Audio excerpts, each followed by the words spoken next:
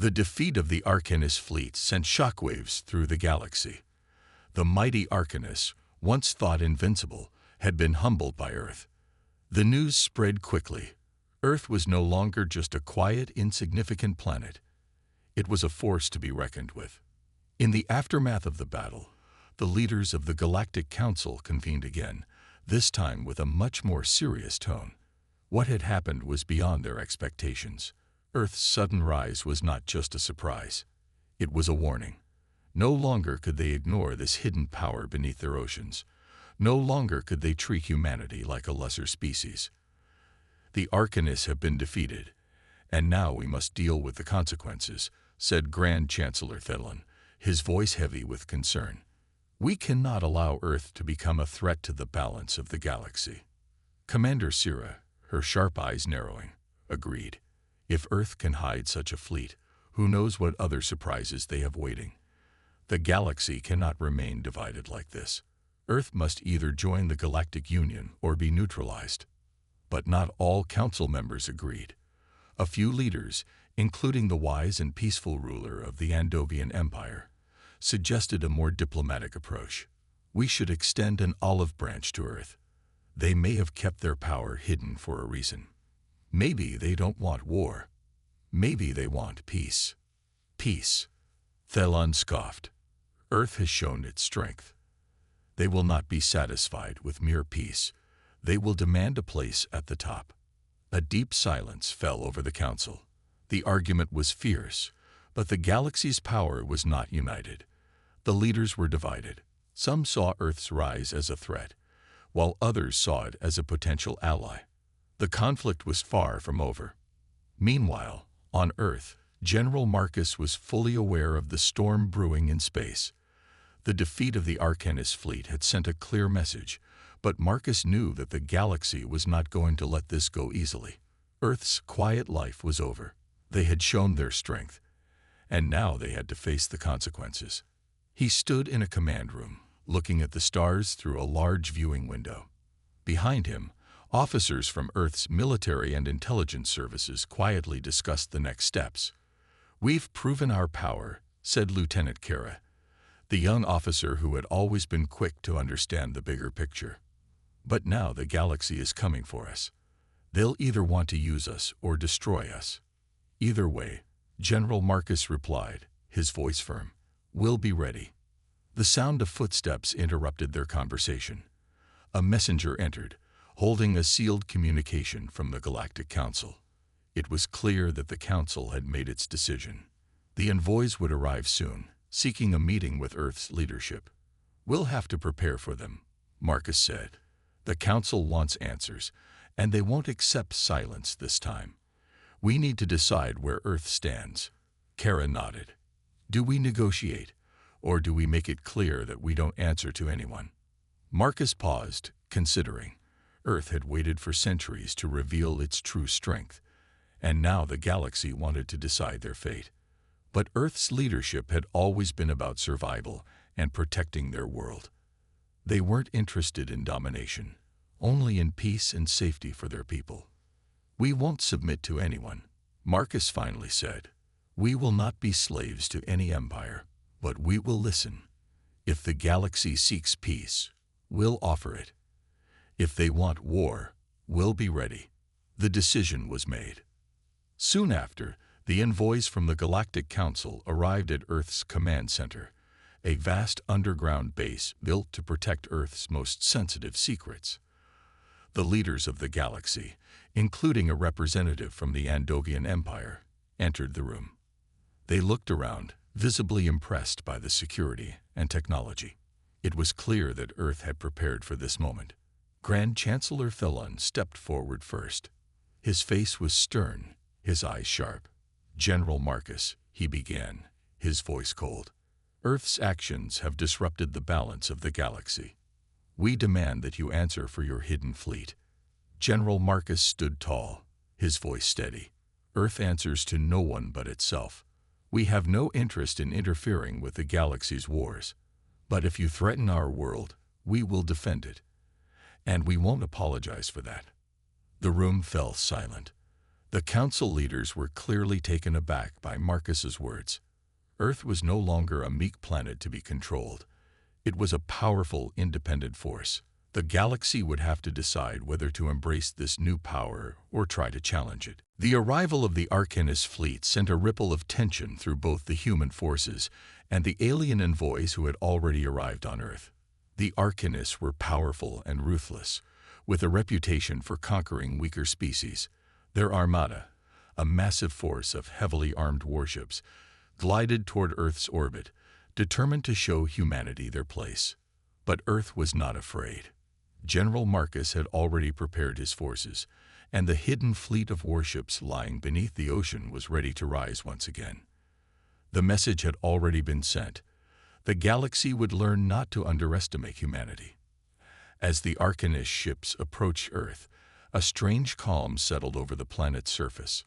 No one knew exactly how the humans would respond, but everyone could feel the weight of what was about to happen.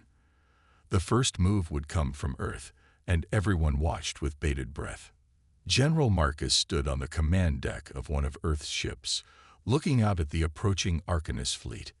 He knew this was the moment when the true power of humanity would be revealed. The Arcanists think they can take what they want, as they have done for centuries, Marcus said quietly to his officers. But they haven't learned what happens when you challenge Earth. The officers around him nodded, their faces resolute. They had no doubt that humanity's fleet could handle the Arcanists, but the question was whether the rest of the galaxy would see Earth as a threat or as an ally. Either way, they would not back down. Back beneath the ocean's surface, the massive warships lay in wait.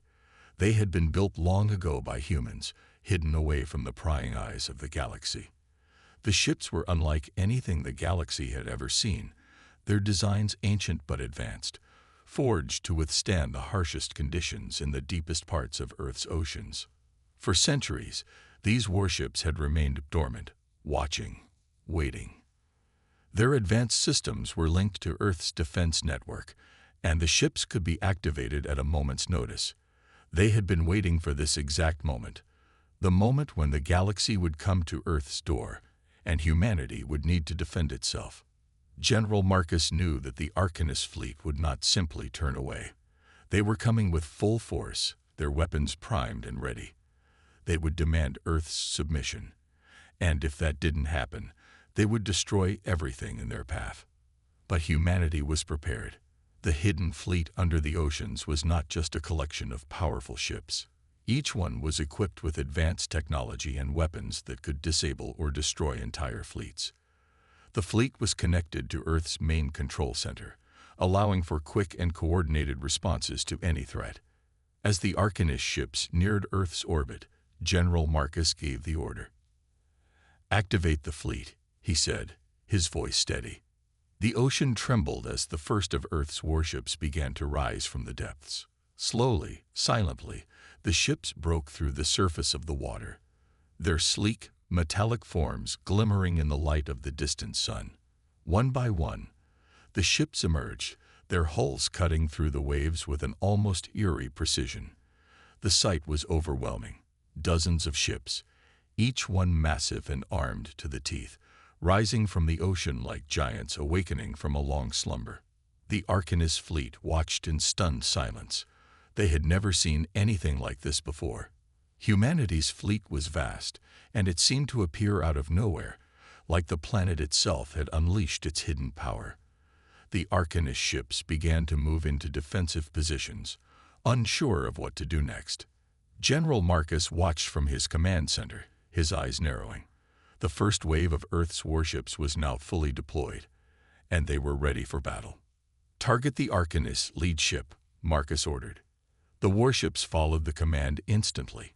Energy beams shot out from the ships, powerful and precise, striking the Arcanist ships. The blasts were so strong that the alien fleet's shields barely held up against the onslaught. Earth's fleet didn't just rely on brute force. They used their advanced technology to outsmart and outmaneuver the enemy. The Arcanists were caught off guard. The battle didn't last long. Earth's fleet, with its powerful, well-coordinated strikes, quickly disabled the Arcanist ships' weapons and engines. The enemy was left powerless, floating helplessly in space. As the Arcanist ships drifted, defeated and silent, General Marcus watched the scene unfold. This was the true power of humanity, a power that had been hidden for centuries. But now, the galaxy knew. Earth would not be pushed around. The battle was over, but the galaxy had just witnessed the full strength of humanity's silent fleet.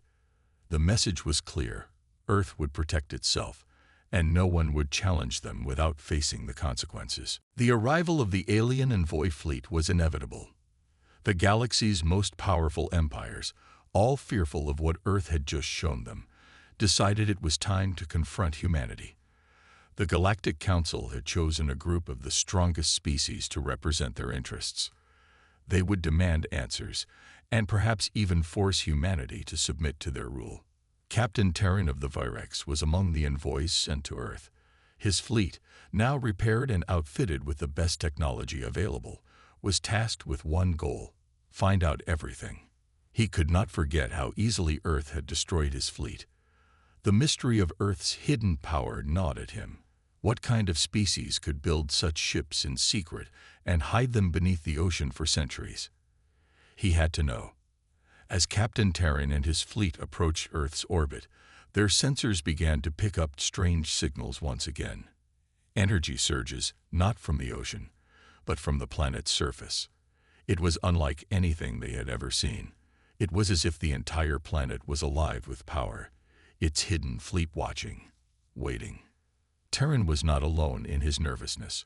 Other alien ships in the envoy fleet were just as uneasy, their commanders exchanging worried glances.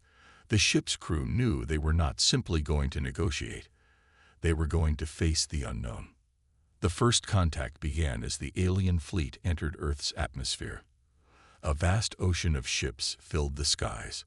Their destination was a small landing zone on Earth's surface, where humans had set up a meeting point. No one knew exactly what was going to happen, but the galaxy had no choice but to proceed. The humans were not going to be ignored anymore. As the ships touched down, the humans emerged in full view. They were not in full battle armor, not yet anyway. Instead, they appeared calm and composed. Leading the group was General Marcus, the one who had been the public face of Earth's new strength. He stepped forward, meeting the alien representatives with a solemn gaze. "We don't seek war," General Marcus said, his voice firm. "We have shown our strength, not to threaten you, but to make sure our home is safe. If you come in peace, you are welcome. If not, know that Earth will not bend." Captain Terran, uneasy yet filled with a mix of awe and fear, stepped forward. "How did you hide this fleet? How did you hide the power of Earth for so long?" he asked, his voice laced with disbelief. General Marcus nodded. "We didn't hide. We simply waited. Humanity has always been resourceful, but we understood that showing too much too soon would bring unwanted attention. We built this fleet to protect our world, not to conquer. The galaxy's troubles are none of our concern, unless they come to us." Terran felt the weight of the general's words. The truth was clear. Humanity had been watching all along. Earth had chosen to remain neutral in galactic conflicts, but now that they had revealed their strength, they were no longer an insignificant planet. They were a force to be reckoned with. "We didn't want war," Marcus continued, "but you've seen what we can do. We've made it clear. We'll defend our home from anyone who threatens it." The atmosphere was tense. The alien leaders from the other fleets stood silently, exchanging glances. They were beginning to understand that Earth was not just a small, insignificant world. This was a species that had been quietly watching, waiting for the galaxy to make its move. And now that they had shown their power, they had earned a place at the table. But not everyone was convinced. A faction of the Galactic Council, led by the harsh and ambitious Thalver of the Arcanist Empire, saw this new development as a threat to their power. Thalver and his followers had always believed in domination through strength. They viewed Earth's silent rise as a challenge to their rule, and they were not ready to accept it. While the peaceful discussions continued on Earth's surface, Far away in space, the Arcanist fleet made its move. They sent a massive armada toward Earth, intent on showing the humans their place in the galaxy. They believed that Earth's sudden rise was a mistake, one they planned to correct with force. As the Arcanist fleet neared Earth's orbit, the hidden warships in the ocean rose once again. Earth's defense systems, activated in response to the threat, powered up.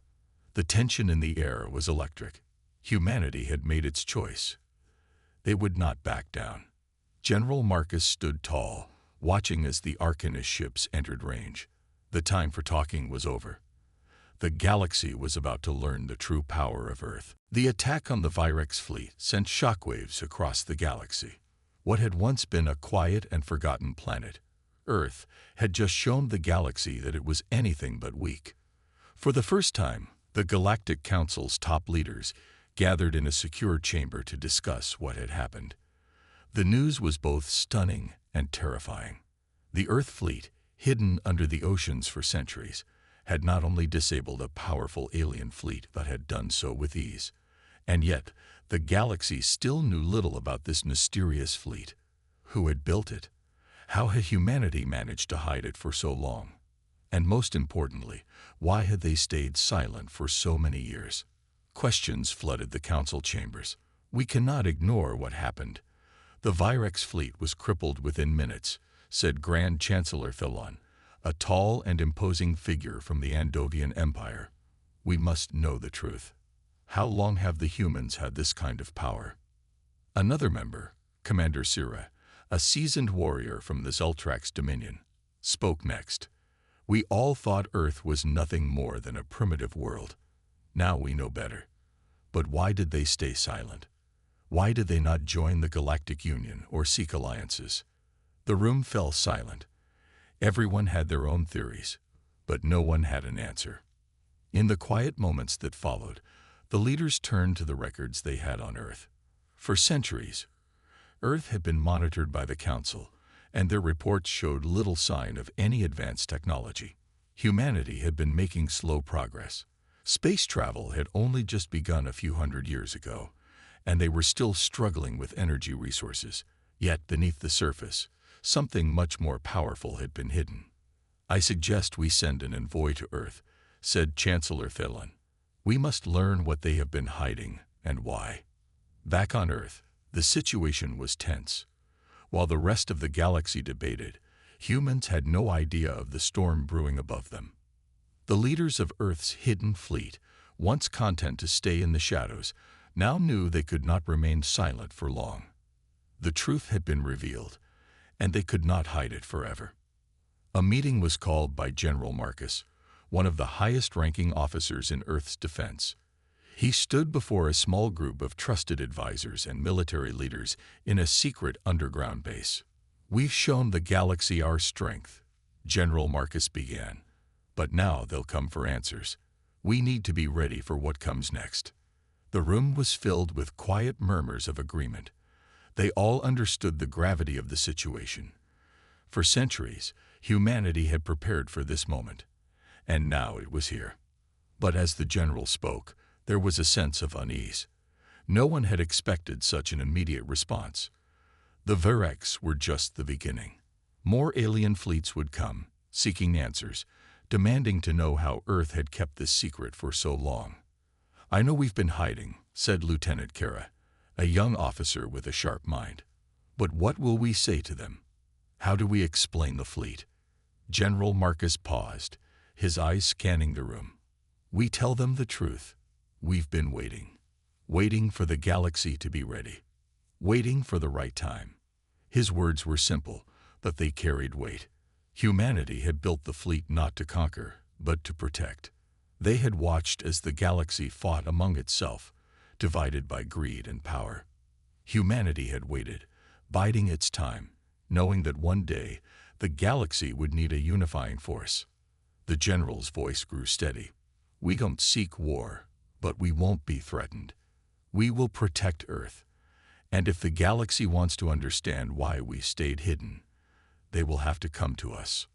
News of Earth's fleet spread like wildfire.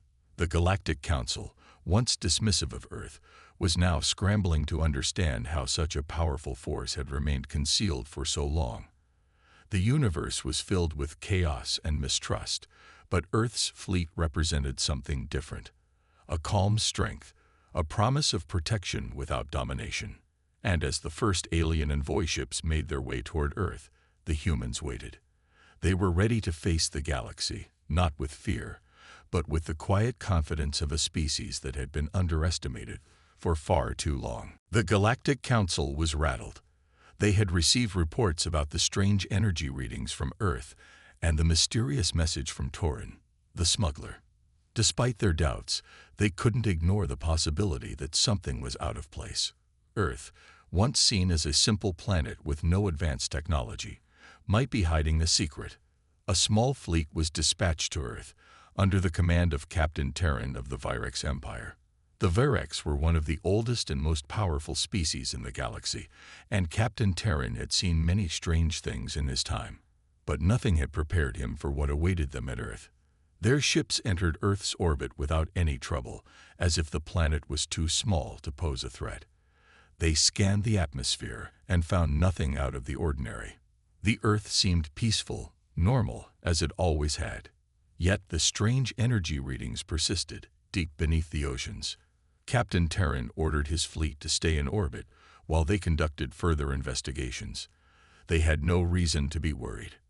After all, Earth was nothing more than a primitive world, right? But as the fleet hovered over the oceans, something unexpected happened. The sensors on their ships began to behave strangely, picking up signals that had not been detected before. Energy patterns, too precise and powerful to be natural, surged from the depths of the ocean. The signals were unlike anything the Virex had ever encountered. They were perfectly synchronized, as if coming from a single source. And then, the ships began to move. The Virex ships turned to see a strange phenomenon. Massive structures, once thought to be hidden beneath the waves, began to rise. At first, they were just large, dark shadows breaking through the water. Then, the structures grew in size, rising higher and higher. Soon, the entire fleet was facing dozens of colossal ships emerging from the ocean depths. The ships weren't like anything Captain Terran had ever seen before. Their sleek, metallic surfaces gleamed in the sunlight, reflecting a powerful, almost unnatural energy. The ships moved with frightening speed, breaking through the waves like whales emerging from the sea. The Virex ships were caught off guard. They had no idea what to do. These massive warships were unlike anything in the galaxy. They were not only enormous, they were also heavily armed. A sudden wave of fear ran through the Virex fleet. Something was very wrong. Earth, a primitive planet, had been hiding this massive fleet all along, and it was now fully awake. Captain Terran ordered his ships to retreat, but before they could react, the unknown ships fired. In an instant, energy beams shot out from the ocean ships. They were so fast, they seemed to appear out of nowhere. The beams hit the Virex ships, disabling them in a matter of seconds. No warning, no time to respond. The energy was so strong, it knocked out their shields and rendered their weapons useless. "What are they doing?" a confused officer on Terran's ship asked. Captain Terran didn't have time to answer. He ordered the fleet to retreat even faster. They were no match for these hidden ships. But the ocean ships didn't stop. They continued to fire, but not to destroy. Instead, they shot beams that disabled the Virex ships' engines and communication systems. The alien fleet was helpless, trapped in space, unable to move or communicate with the Galactic Council. Captain Terran was frantic. He realized that Earth's fleet wasn't just hiding, it was waiting. It had been waiting for the right moment to reveal its power, and that moment had come. Meanwhile, back on Earth, the hidden ships remained silent in the ocean depths, as if watching. They had made their point. They had shown the galaxy just how powerful Earth's secret fleet was. No one was sure what would happen next. The alien fleet, now stranded in space, had no idea how to explain this to the Galactic Council. Earth had just made a statement, loud and clear. The galaxy was about to find out just how dangerous a species could be when underestimated. For centuries, the galaxy watched Earth from a distance. The great alien empires saw humans as nothing special, a young species still learning to survive in the vastness of space. The Galactic Council, a union of powerful civilizations, had already decided that Earth was unimportant. The planet had no major colonies, no great fleets, and no known superweapons. But some aliens had doubts. There were strange gaps in Earth's history. They had advanced too fast, too suddenly. One moment, they were simple creatures fighting with swords, and in a short time, they had spaceships. Some believed that humans were hiding something. Most of the galaxy laughed at these ideas. Then the whispers began. A rogue alien smuggler named Torin was traveling near Earth when his ship's sensors picked up something strange. Powerful energy readings coming from deep under Earth's oceans. At first, he thought it was a mistake. No records showed any major alien bases on Earth, but as he moved closer, his ship's alarms started flashing. Something enormous was hiding beneath the water. Curious and greedy, Torin decided to investigate.